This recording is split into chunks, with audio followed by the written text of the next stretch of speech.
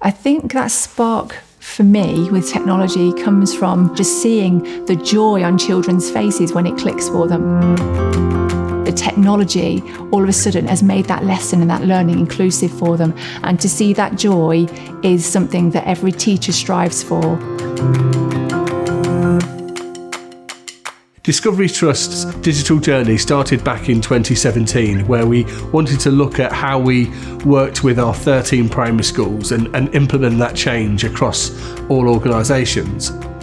We very much had a vision. We knew that jobs were changing for children. We knew that we had an endpoint that we needed to get to, but we didn't really have a lot of equipment or understanding of curriculum design and how to get there. The challenges are knowing where to go first and what kind of strategy to put in place, because we all had lots of great ideas, but not necessarily knowing where to go with those ideas. Mowaker Hill sits in the top 3% of deprivation within the UK, so the biggest challenge was getting devices to our children. Previous to the pandemic, we hadn't really invested in technology and hadn't really seen the benefit of using technology within our classrooms, and it was an ethos and culture that we needed to start to introduce. Our approach to school improvement has been very much about using the expertise of leaders across the Trust. Jo has a particular interest in the use of technology and how that can support pedagogy within the classroom. I've always had a love of IT. I do understand where it fits in. I do think that children need that now. I think it's really good to have technology in our classroom. So this morning we've been playing Minecraft and making space buggies. I've really enjoyed it. I've learned lots of things about Mars. During Aspiration Week, we had like a video call with a journalist, and she was talking to us about different books, things that you like. She helped us want to read more, want to write more. The EdTech leader helped develop our curriculum, so created roadmaps of how we could incorporate blended learning in different areas of the curriculum and make it inclusive for all of the different children that we have.